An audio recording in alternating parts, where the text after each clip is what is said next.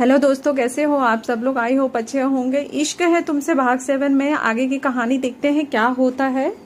आज माहिर बहुत खुश था, फूला नहीं समा रहा था, क्योंकि रैना के मुंह से उसने वो सुना था जो वो खुद भी नहीं कह पा रहा था। दोपहर को माहिर रूम पर गया। आज फिर वह मंद ही मंद मुस्कुरा रहा था। उसने रैना को फोन मिलाया। उसका फोन व्यस्त आ रहा था, मतलब बिजी आ रहा था। आज माहिर रैना से बात करने के लिए मचल रहा था।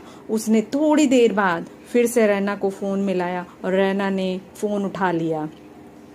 हेलो रैना, क्या कर रही हो? और इतनी बड़ी बात बोलकर इस तरह से चुपचाप क्यों निकल गई तुम? कम से कम मेरे जवाब का तो वेट करना चाहिए था ना। क्या?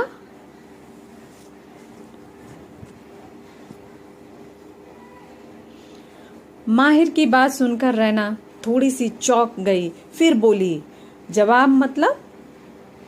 क्या तुम मुझसे प्यार नहीं करते माहिर? तुमने तो जानना जरूरी भी नहीं समझा।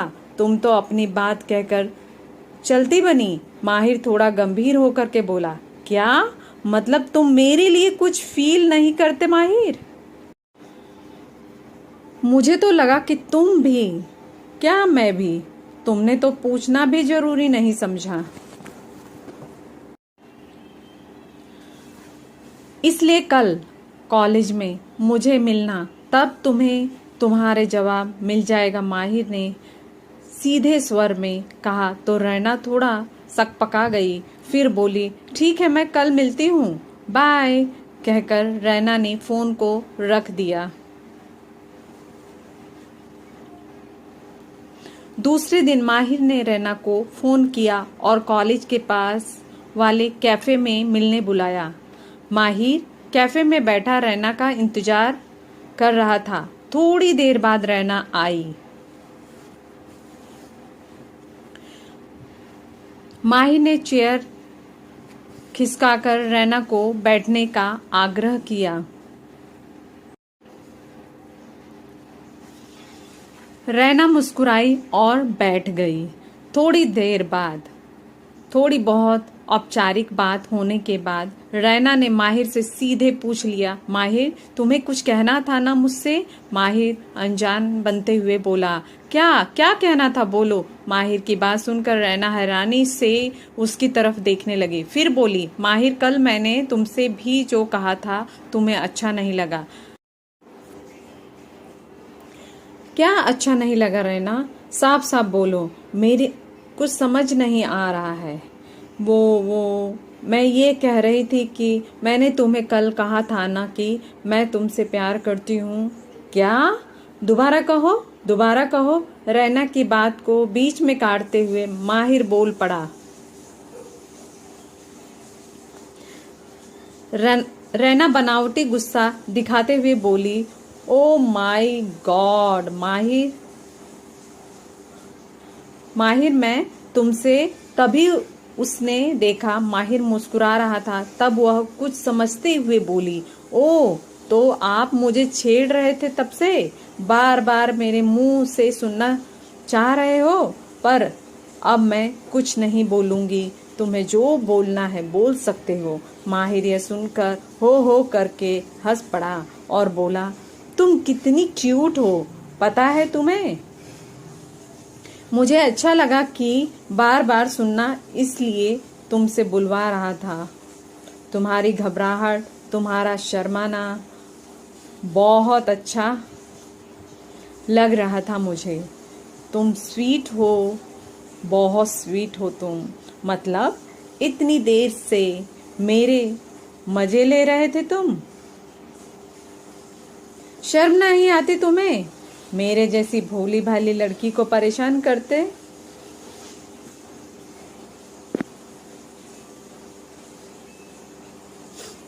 मैं ना तुमसे कभी बात नहीं करूंगी कहकर रैना जैसे ही उठने को हुई, माहिर ने झटक से उसका हाथ पकड़ लिया, उसे अपने करीब खींच लिया और उसकी आंखों में झोंकते हुए बोला, मेरा जवाब नहीं जानना चाहोगी? I love you too Raina.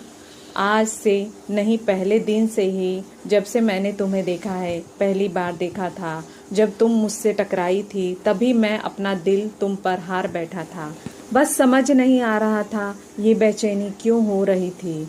तब समझ में आया कि ये प्यार है। फिर कल जब मैंने तुम्हें मुंह से सुना तो लगा कि खुशी के मारे कहीं मेरी जान ना निकल जाए। रैना माहिर के मुंह पर हाथ रख करके बोल उठी, ऐसा मत कहो, अब तुम्हारी जान पर तुमसे ज्यादा हक मेरा है। माहिर रैना की बात सुनकर मुस्कुरा उठा और बोला, रैना, मैं तुमसे बहुत प्यार करता हूँ, बहुत। यह सुनकर रैना शर्मा गई और अपनी चेयर पर बैठ गई।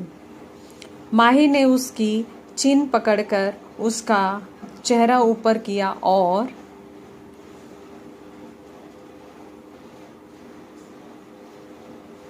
कहने लगा, उफ, ये शर्माना। माहिर की बात सुनकर रैना एकदम से चौंक गई और उसके धीरे से पीठ पर मारते हुए बोली, तुम इतने शैतान हो, मुझे पता नहीं था।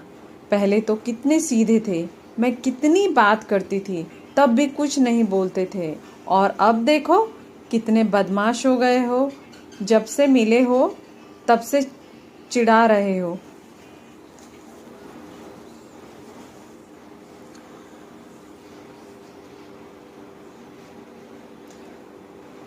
सब आपका ही असर है मैडम, जो हम इतना बोलना सीख गए हैं। दोनों इसी तरह बहुत देर तक बातें करते रहे। इसी तरह कई दिन बीते। दोनों कॉलेज में बहुत देर तक बातें करते, साथ साथ घूमते फिरते। लेकिन माहिर ने इन सब का असर कभी अपनी पढ़ाई पर नहीं पड़ने दिया। वह पूरी ईमानदारी से अपनी पढ़ाई करता रहा, क्योंकि उसे कुछ बनना था और अपने माता पिता का सपना पूरा करना था।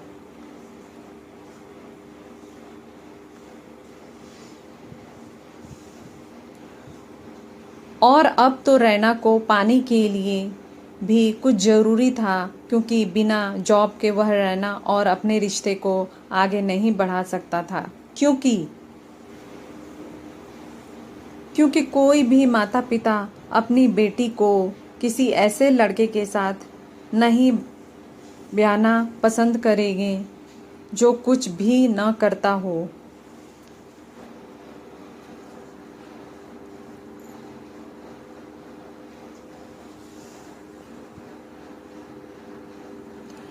एक दिन जब रैना और माही कॉलेज से जा रहे थे, एक लड़का जो दूर खड़ा रैना को घूर रहा था, माही ने उसे देखा और रैना से कहा, रैना, इस लड़के को देखो, तुम्हें कैसे घूर रहा है, जैसे जानता हो तुम्हें।